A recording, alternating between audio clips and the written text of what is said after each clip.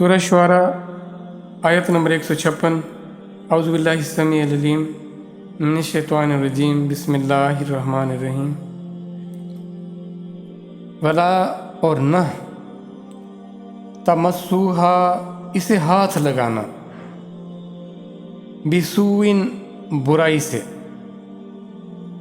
Ill will के साथ, फ़ाया खुज़ाकुम फिर क्या होगा, फिर तुम्हें आ पकड़ेगा,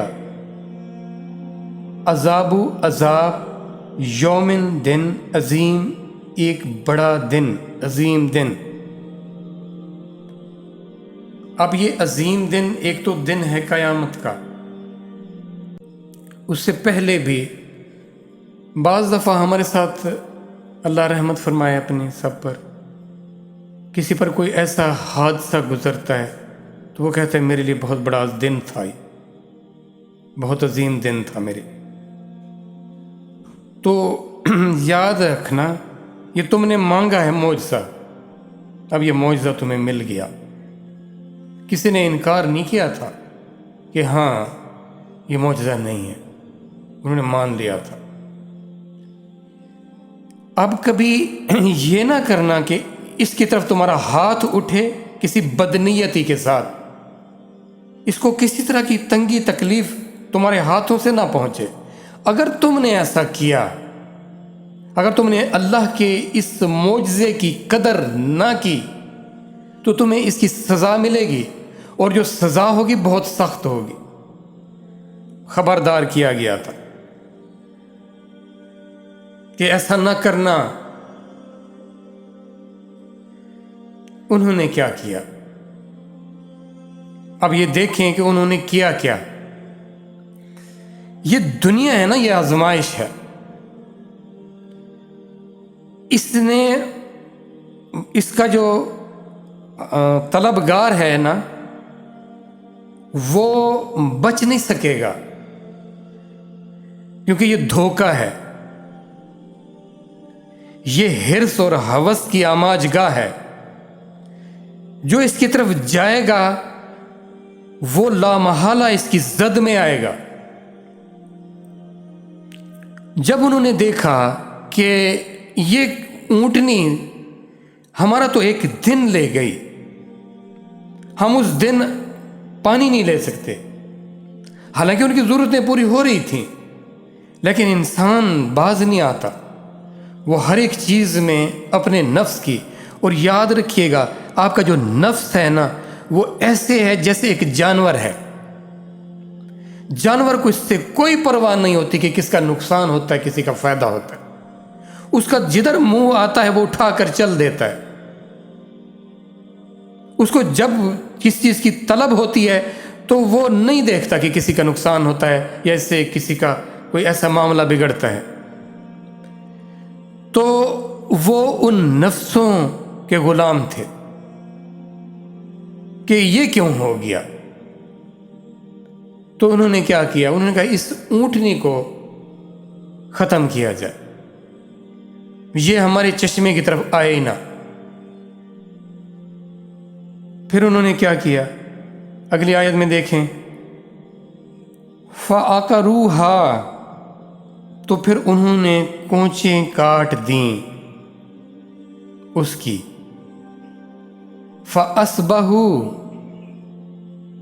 पस रह गए नादिमीन, पशेमान। अब क्या किया उन्होंने, ये पाँव से, उनके ऊंटनी के पाँव काट दा, ये पाँव के ऊपर से जहाँ से अब टखना होता है ना शुरू, यहाँ से, ताकि ये चल ही ना सके। अब हुआ क्या, एक बदबख्त जो था उनमें उठा, उसने कहा मैं करता हूं ऐसा। एक शख्स उठा और एक आध साथ हो लिया होगा जिसने उसकी मदद की होगी, जब आकर उसकी ऊँटनी के पाँव को पकड़ा होगा, फिर दूसरे ने उसको काट दिया। एक काटने वाला एक इंसान था, एक शख्स था। अजाब आया पूरी कौम पर। क्यों?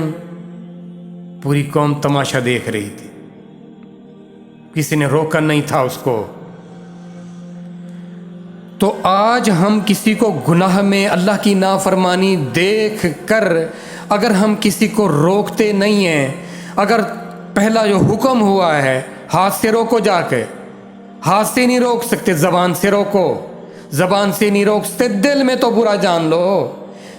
اس کے بعد ایمان کی کچھ، اور یہ ایمان کا کمزور ترین درجہ ہے.